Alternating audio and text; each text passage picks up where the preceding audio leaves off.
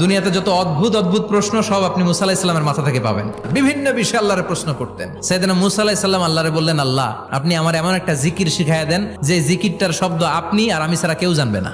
দিনে রাতে সব সময় এই জিকির আমি করব, আপনারে ডাকবো, কিন্তু শর্ত হলো এই জিকিরটা জানবে শুধু আপনি আর জানবো শুধু আমি। আল্লাহ বললেন, মুসা পড়ো লা ইলাহা ইল্লাল্লাহ।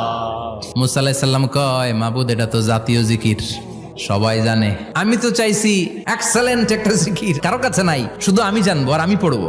আল্লাহ বললেন, মুসা এই লা ইলাহাকে যদি এক পাল্লায় রেখে দাও, তাম বিশ্ব, 7 আকাশ 7 জমিনটারে তুলে যদি তুমি আরেক পাল্লায় রেখে দাও, লা রাজাহাত কাফাতু লা ইলাহা ইল্লাল্লাহ, মুহূর্তের মধ্যে লা ইলাহার পাল্লা ভারী হয়ে যাবে।